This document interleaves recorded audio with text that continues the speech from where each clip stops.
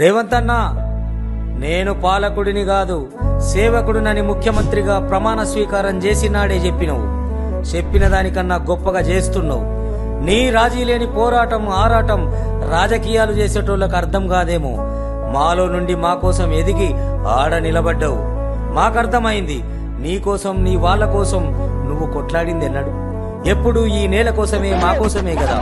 అయ్యాల అధికార మదంతో ఆఖరికి నీ బిడ్డ పెళ్లికి రానివ్వకుండా నిన్ను నిర్బంధించినా నువ్వు ఆగిపోలే. తెలంగాణ బిడ్డల భవిష్యత్తు కోసమే తెగించి కొట్లాడినవు. అద్దమ్మ రాతిని గద్దలోని తలుపులు బద్దలు కొట్టి అరెస్టు చేసిన నీ యుద్ధాన్ని ఆపక మా కోసమే అన్నిటికీ సిద్ధమై కొట్లాడినవన్నా. ఆ రోజు తెలంగాణ ఎమోషన్ ను వాడుకొని అభం శుభం తెలియని విద్యార్థులను, కల్మషం లేని కళాకారులను వాడుకున్నారు ఉద్యమానికి.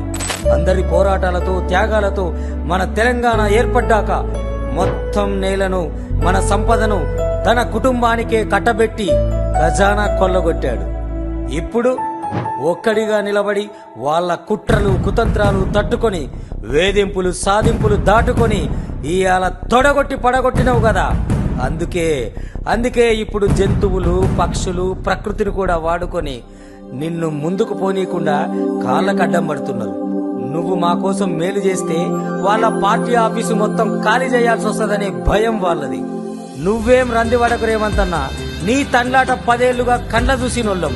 ఒక దుర్మార్గ పాలనను నీ నాయకత్వంతో తరిమికొట్టి ఇప్పుడిప్పుడే స్వతంత్ర పాలన అంటే ఏందో నీ ప్రజా పాలనలో చూస్తున్నాం. గద్దల్లాగా మన సంపద అనే కోడి పిల్లను తన్నుకుపోయిన వాళ్లను పోస్టు మార్టం చేసి మూలకు కూర్చోబెట్టి ఇంటికి పెద్దన్నలాగా నువ్వు మా కోసం పడుతున్న గోస మాకు తెలుసు రేవంతన్న. అందుకే అంటున్నాం, జై రేవంతన్న.